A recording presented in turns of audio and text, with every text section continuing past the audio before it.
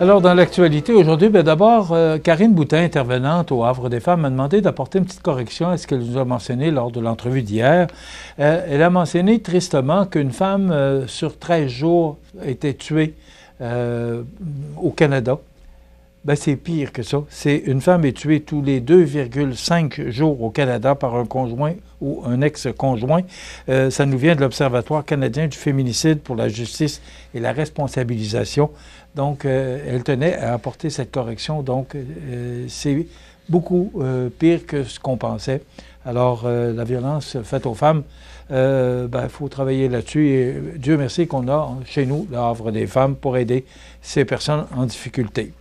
Dans l'actualité maintenant, Montmagny se dote officiellement d'un service de l'urbanisme et du développement durable. On nous annonce là, que la ville franchit une étape majeure dans l'organisation de ses services municipaux en officialisant la création d'un service de l'urbanisme et du développement durable. Donc, ce qu'on veut, c'est améliorer le service qui était dorénavant, qui relevait du service du greffe et des affaires juridiques, qui se veut maintenant moderne et aligné avec les enjeux actuels en matière d'aménagement du territoire. Donc, c'est Mme Joëlle Gendron qui en sera la directrice. On apprenait le départ.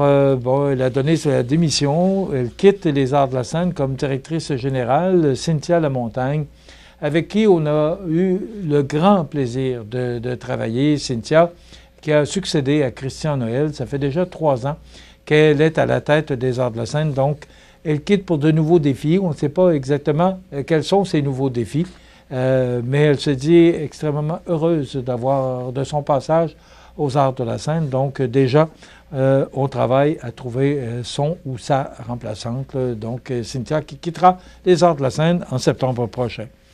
Et une importante avancée en matière d'habitation pour les aînés qui a été signée à Saint-Pamphile mercredi, alors que débute officiellement la phase 3 du projet des habitations de Saint-Pamphile, 9,4 millions de dollars, 20 nouveaux logements sociaux et abordables destinés aux personnes âgées en légère perte d'autonomie qui verront bientôt le jour à Saint-Pamphile. Demain, chronique santé avec Daniel Lachance. C'est ce qu'on vous propose, entre autres, et on va parler d'actualité.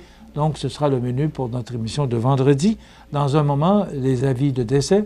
Passez une excellente journée, bon jeudi et à demain.